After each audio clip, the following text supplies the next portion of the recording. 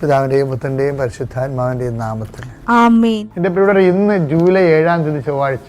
അമ്മേ പരിശുദ്ധ അമ്മേ, അമ്മേ പരിശുദ്ധമേ, ദൈവമാതാവേ, കൃപാസനത്തിലൂടെ ഞങ്ങൾക്കും ഞങ്ങളുടെ ദേശത്തിനും അമ്മ മധ്യസ്ഥം തേടി തന്ന എല്ലാ അനുഗ്രഹങ്ങൾക്കും കൃപകൾക്കും ഞങ്ങളിപ്പോൾ ഹൃദയം നിറഞ്ഞ നന്ദി പറയുന്നു. അമ്മേ പരിശുദ്ധമേ, ദൈവമാതാവേ, 2004 ഡിസംബർ 7-ാം തീയതി ഉച്ചകഴിഞ്ഞ് 2:30 കൃപാസനത്തിൽ സംഭവിച്ച അമ്മയുടെ പ്രത്യക്ഷപ്പെടലിനെക്കുറിച്ച് തിരുസഭയ്ക്ക് സമർപ്പിച്ചിരിക്കുന്ന പഠനരേഖകളുടെ മേൽ സഭാത്മകമായ പഠനം ആരംഭിക്കുവാൻ ഞങ്ങൾ പ്രാർത്ഥിക്കുന്നു. അമ്മേ പരിശുദ്ധമേ, ഭൂസ്വർലോകങ്ങളുടെ രാജ്ഞിയായ അങ്ങേയ്ക്ക് ഭൗമസംരക്ഷണത്തിനായി പ്രപഞ്ചപ്രകൃതിയെ തന്നെ തിരുസഭ പ്രതിഷ്ഠിക്കുവാൻ ഈ പ്രത്യക്ഷീകരണം വഴി ഇടയാക്കണമേ. പരിശുദ്ധമേ, ജപമാല മാതാവേ, സകല പ്രാർത്ഥനയോടും ചേർത്ത് ഞങ്ങളിപ്പോൾ പ്രാർത്ഥിക്കുന്ന ഈ കുടുംബത്തിന്റെ പ്രത്യേക നിയോഗം പറ മക്കളെ.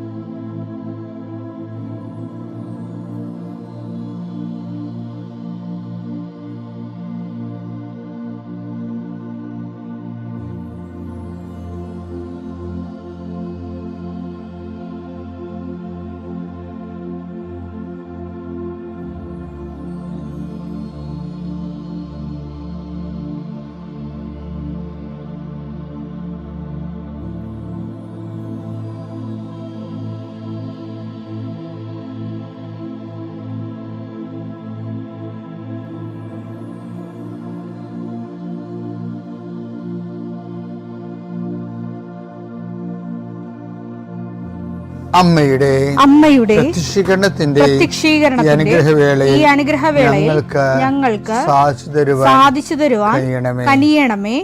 ആമേൻ. വിശ്വാസ പ്രമാണം. സർവശക്തനായ പിതാവും ആകാശത്തിന്റെയും ഭൂമിയുടെയും സൃഷ്ടാവുമായ ദൈവത്തിൽ ഞാൻ വിശ്വസിക്കുന്നു. അവിടുത്തെ ഏകപുത്രനും ഞങ്ങളുടെ കർത്താവുമായ ഈശോമിശിഹായിലും ഞാൻ വിശ്വസിക്കുന്നു. ഈ പുത്രൻ പരിശുദ്ധാത്മാവിനാൽ ഗർഭസ്ഥനായി കന്യകാമറിയത്തിൽ നിന്ന് പിറന്ന് പൊന്തിയോസ് പീലാത്തോസിന്റെ കാലത്ത് പീഡകൾ സഹിച്ച് കുരിശിൽ തറയ്ക്കപ്പെട്ട് മരിച്ച് അടക്കപ്പെട്ട് പാതാളങ്ങളിൽ ഇറങ്ങി മരിച്ചവരുടെ ഇടയിൽ നിന്ന് 3-ാം നാൾ ഉയർത്ത് സ്വർഗത്തിലേക്ക് എഴുന്നള്ളി സർവശക്തിയുള്ള പിതാവായ ദൈവത്തിന്റെ വലതുഭാഗത്തിരിക്കുന്നു. അവിടെ നിന്ന് ജീവിക്കുന്നവരെയും മരിച്ചവരെയും വിധിക്കുവാൻ വരുമെന്നും ഞാൻ വിശ്വസിക്കുന്നു. പരിശുദ്ധാത്മാവിലും ഞാൻ വിശ്വസിക്കുന്നു. വിശുദ്ധ കത്തോലിക്കാ സഭയിലും പുണ്യവാന്മാരുടെ ഐക്യത്തിലും പാപങ്ങളുടെ മോചനത്തിലും ശരീരത്തിന്റെ ഉയർപ്പിലും നിത്യമായ ജീവിതത്തിലും ഞാൻ വിശ്വസിക്കുന്നു. ആമേൻ. സ്വർഗ്ഗസ്ഥനായ ഞങ്ങളുടെ പിതാവേ, അങ്ങയുടെ നാമം പൂജിതമാകണമേ. അങ്ങയുടെ രാജ്യം വരണമേ. അങ്ങയുടെ തിരുമനസ് സ്വർഗത്തിലെ പോലെ ഭൂമിയിലും ആകണമേ. അന്നു വേണ്ടുന്ന ആഹാരം ഇന്ന് ഞങ്ങൾക്ക് തരണമേ. ഞങ്ങളോട് തെറ്റ് ചെയ്യുന്നവരോട് ഞങ്ങൾ ക്ഷമിക്കുന്നത് പോലെ ഞങ്ങളുടെ തെറ്റുകൾ ഞങ്ങളോടും ക്ഷമിക്കണമേ. ഞങ്ങളെ പ്രലോഭനത്തിൽ ഉൾപ്പെടുത്തരുതേ, തിന്മയിൽ ഞങ്ങൾ രക്ഷിക്കണമേ. ആമേൻ. നന്മ നിറഞ്ഞ മറിയമേ, സ്വസ്തി. കർത്താവ് അങ്ങയുടെ കൂടെ സ്ത്രീകളിൽ അങ്ങ് അനുഗ്രഹിക്കപ്പെട്ടവളാകുന്നു. അങ്ങയുടെ ഉദരത്തിൻ ഫലമായി ഈശോ അനുഗ്രഹിക്കപ്പെട്ടവനാകുന്നു. പരിശുദ്ധ മറിയമേ, തമ്പുരാന്റെ അമ്മേ, പാപികളായ ഞങ്ങൾക്ക് വേണ്ടി ഇപ്പോഴും ഞങ്ങളുടെ മരണസമയത്തും തമ്പുരാനോട് അപേക്ഷിക്കണമേ. ആമേൻ. കർത്താവേ, നിന്റെ ഉന്നതമായ നാമത്തിന് സ്തോത്രം ചെയ്യുന്നു. കർത്താവേ, നിന്റെ വിശുദ്ധ പൗരോഹിത്യത്തെ മഹത്വപ്പെടുത്തണമേ. കർത്താവെ, സഭയിലുള്ള സാന്നിധ്യം പ്രകടമാക്കണമേ. 40 വർഷം ഞാൻ അർപ്പിച്ച കൃപാനയുടെ യോഗ്യതയാൽ കൃപാസ്ഥാനത്താറെ ജീവനോടെ പ്രത്യക്ഷപ്പെട്ട പരിശുദ്ധ അമ്മയുടെ മാധ്യസ്ഥത്തിലെ ഞാൻ മക്കളെ ആശീർവദിക്കുന്നു. അങ്ങയുടെ മക്കൾ ഇന്ന് യാത്ര ചെയ്യുന്ന ഓരോ ഇടങ്ങളെ സംബന്ധിച്ച് പ്രാർത്ഥിക്കുന്നു. അങ്ങയുടെ മക്കൾ ഇന്ന് കണ്ടുമുട്ടുന്ന ഇടങ്ങളെ സമർപ്പിച്ച് പ്രാർത്ഥിക്കുന്നു. അങ്ങയുടെ മക്കൾ ഇന്ന് കണ്ടുമുട്ടുന്ന ഇടങ്ങളെ, കണ്ടുമുട്ടുന്ന വിഷയങ്ങൾ, സംസാരിക്കാൻ പോകുന്ന വിഷയങ്ങൾ, ആ സംസാരിക്കാൻ പോകുന്ന വിഷയങ്ങൾക്ക് ഒരു തീരുമാനം കിട്ടാൻ വേണ്ടി ഇന്ന് തീരുമാനം ഉണ്ടാകണമെന്ന് ആഗ്രഹിച്ച് പ്രാർത്ഥിക്കുന്നവരുണ്ട്. അവരെ സമർപ്പിച്ച് പ്രാർത്ഥിക്കുന്നു. കർത്താവെ, നിന്റെ നാമത്തെ മഹത്വപ്പെടുത്തണമേ. കർത്താവെ, സഭയിലുള്ള സാന്നിധ്യം പ്രകടമാക്കണമേ. അമ്മേ, പരിശുദ്ധമ്മേ, ദേവമാതാവേ, ആരെല്ലാം ഇപ്പോൾ ഉണർന്നിരുന്ന് പ്രാർത്ഥിച്ച് ഈ പ്രാർത്ഥനയോട് ചേരുന്നുണ്ടോ, ആരെല്ലാം ഈ പ്രാർത്ഥനയിൽ ആശ്രയിക്കുന്നുണ്ടോ, അവരെ എല്ലാം നീ ആശീർവദിക്കണം. എൻ്റെ കർത്താവിൻ്റെ ഉന്നതമായ നാമത്തിൽ, സഭയുടെ അധികാരത്തിൽ, കുരിശിൻ്റെ അടയാളത്തിൽ, ദൈവത്തിൻ്റെ ശക്തിയാൽ ഈ ദിവസം കർത്താവ് നിങ്ങളെ അനുഗ്രഹിക്കുകയും ആശ്വസിപ്പിക്കുകയും ചെയ്യട്ടെ. എൻ്റെ പ്രിയപ്പെട്ടവരെ, പിന്നെ കഴിഞ്ഞ ദിവസങ്ങളിൽ ഒരു പ്രത്യേക സാക്ഷ്യം ഉണ്ടായിരുന്നു. അവർ പറയണത് ഞങ്ങളുടെ നല്ല കാലത്താണ് ഞങ്ങൾ ഉടമ്പടിച്ചെടുത്തത്, ഞങ്ങളുടെ നല്ല കാലത്താണ് ഞങ്ങൾ ഉടമ്പടിയെടുത്തതെന്ന് പറഞ്ഞാൽ ഡൊമിനിക് സഹോദരൻ, ഡൊമിനിക്, അദ്ദേഹത്തിൻ്റെ വൈഫ് സിജി, പിന്നെ റോമിക്ക മകൾ, ഈ മൂവരും കൂടി ആ സാക്ഷ്യം പറയണത്. അപ്പോൾ അദ്ദേഹം പറഞ്ഞത് ഇന്നുവരെ ആരും പറയാത്ത സാധനമാണ്. അത് ഞാൻ നിങ്ങളോട് പറയണത്, ഞങ്ങളുടെ നല്ല കാലത്താണ് ഉടമ്പടിയെടുത്തത്. അദ്ദേഹത്തിന് ജോലിയുണ്ട്, വീട്ടിൽ കുഞ്ഞുങ്ങൾ പഠിക്കുന്നു, കുടുംബത്തിന് വലിയ കടങ്ങളൊന്നുമില്ല, കുടുംബത്തിന് സ്വസ്ഥവും സമാധാനമായിട്ട് ഭാര്യയും കുഞ്ഞുങ്ങളും വീട്ടിൽ താമസിക്കണം. അപ്പോൾ അങ്ങനെ വളരെ നന്നായിട്ട് പോയി. അപ്പോൾ ആ ഒരു കാലത്ത് ലീവിന് വന്നപ്പോൾ ഇവർ ഉടമ്പടി എടുത്ത്. ഇപ്പോൾ ഈ ആൾക്കാരെല്ലാവരും ഉടമ്പടി എടുക്കുന്നത് എപ്പോഴാണെന്ന് അറിയാമോ? മോശം കാലത്താണ് ഉടമ്പടി എടുക്കുന്നത്. മോശം കാലത്തല്ലേ ഉടമ്പടി എടുക്കണം. എല്ലാവരും ഒരു 99% ആൾക്കാരും മോശം ടൈമിലാവുന്ന ഉടമ്പടി എടുക്കണം. അതുകൊണ്ടാണ് ഞാൻ ഈ സാക്ഷ്യം ഇങ്ങനെ കൊള്ളാമല്ലോ എന്ന് പറഞ്ഞത്. നല്ല കാലത്ത് വന്ന ഉടമ്പടി. അപ്പം നല്ല കാലം എന്ന് പറയുമ്പോൾ ഈ കാലം ചേഞ്ച് ചെയ്യുമ്പോഴേ, ഇപ്പം എനിക്കുണ്ടല്ലോ, എനിക്ക് ഒരു ആശുപത്രി കിടപ്പ് ഉറപ്പാണ് അത് ഈ ജൂൺ മാസത്തിൽ, പിന്നെ ഇനി ഫെബ്രുവരി മാസത്തിലാണ്. കാര്യം പെട്ടെന്ന് നമുക്ക് കൺട്രോൾ പോയിട്ട് ഈ കഫം വന്ന് അന്തരീക്ഷം തണുത്ത് കഴിയുമ്പോൾ അലർജറ്റിക്കായിട്ട്, തണുപ്പിനോട് അലർജിയാണ്, അലർജറ്റിക്കായിട്ട് നമ്മുടെ ചെസ്റ്റ് ബ്ലോക്ക് ആവും. പിന്നെ നമുക്ക് ഒന്നും ചെയ്യാൻ പറ്റില്ല, വിറച്ച് തുള്ളി പനിച്ച് അങ്ങനെയാണ് അവസാനിക്കുന്നത്. ഇത് എപ്പോഴും തുടങ്ങിയാല കുഞ്ഞുനാളെ പോലുള്ള റെക്കറിങ് ആയിട്ടുള്ള സംഭവമാണ്. കാലം മാറുമ്പോൾ ബോഡി നമ്മൾ അറിയിക്കും. ഭയങ്കര സിവിയറാണ് ആ സമയത്ത്. പനിയൊക്കെ 103 വരും. അപ്പം ഇതിൻ്റെ ഒരു വിഷയം ഇതുപോലെ അത് സീസൺ ചെയ്യും. ഇതുപോലെ ജീവിതത്തിലും ചില സമയത്ത് സീസൺ ചേഞ്ച് ഉണ്ട്. പക്ഷെ നമുക്ക് പരിശുദ്ധാത്മാവ് ഉണ്ടെങ്കിൽ സീസൺ ചേഞ്ചിന് മുമ്പ് നമ്മുടെ ജീവിതത്തിലെ കാര്യം ഞാൻ പറയട്ടെ, പരിശുദ്ധാത്മാവ് ഉണ്ടെങ്കിൽ ഇപ്പം ഇയാൾ ഈ പറയുന്ന ഡൊമിനിക് എന്ന് പറയുന്ന ആൾ ജീസസ് യൂത്തിലെ ഫുൾ ടൈമറാണ്. ഫുൾ ടൈമേഴ്സിൻ്റെ പ്രശ്നം വെച്ചാൽ അവർക്ക് പരിശുദ്ധാത്മാവില്ലാതെ മുന്നോട്ട് പോകാൻ പറ്റത്തില്ല. അപ്പം അതുകൊണ്ട് അവരെപ്പോഴും അത് ഈ ഫുൾ ടാങ്ക് പെട്രോൾ അടിച്ചിട്ടേക്കണമെന്ന് പറഞ്ഞ് ഇട്ടേക്കുമ്പോൾ ഇപ്പോൾ വലിയ യാത്രയില്ലേ, ലോങ് പോകേണ്ട ആൾക്കാരില്ലേ, ലോങ് പോകേണ്ട ആൾക്കാർ എന്ത് ചെയ്യും? അവർ ഫുൾ ടാങ്ക് അടിച്ചിട്ടേക്കും. ഈ ആധ്യാത്മിക ആയിരിക്കുന്നത് അതാണ് നല്ലതെന്ന് തോന്നുന്നത്. ചില ആൾക്കാർ ഈ ഷോർട്ട് പോകുന്ന ആൾക്കാരുണ്ട്. അവർ നല്ലത് 1/2 ലിറ്ററൊക്കെ അടിക്കത്തുള്ളൂ, 1 ലിറ്റർ വല്ല 100 രൂപയൊക്കെ അടിച്ചു വെക്കും.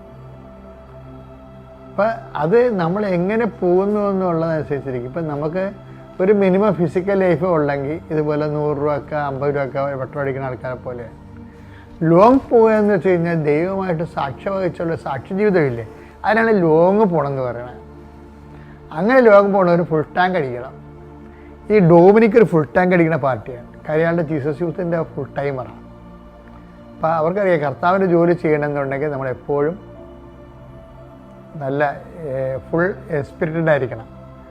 അപ്പോൾ സ്പിരിറ്റാണെങ്കിലുള്ള ഗുണമെന്ന് പറയുന്നത്, സ്പിരിറ്റിൻ്റെ സീസൺ ചേഞ്ച് ചെയ്യുമ്പോൾ സ്പിരിറ്റ് വരാൻ പോകുന്ന കാര്യങ്ങൾ അവൻ ഞങ്ങളോട് പറയുമെന്ന് അറിയത്തില്ല. അപ്പോൾ അതിനടുത്ത് യോഹന്നാൻ 16:14 ഒരു ഭയങ്കര വചനമാണ്. ഈ യോഹന്നാൻ 16:14 വായിച്ചേ.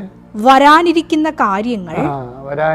കാര്യങ്ങൾ സീസൺ ചേഞ്ച് ചെയ്യണമെങ്കിൽ വരാനിരിക്കുന്ന കാര്യങ്ങൾ അവൻ നിങ്ങളെ അറിയിക്കും. അവൻ എനിക്കുള്ളവയിൽ നിന്ന് സ്വീകരിച്ച് നിങ്ങളോട് പ്രഖ്യാപിക്കും, നിങ്ങളോട് പറയും. അങ്ങനെ അവൻ എന്നെ മഹത്വപ്പെടുത്തും.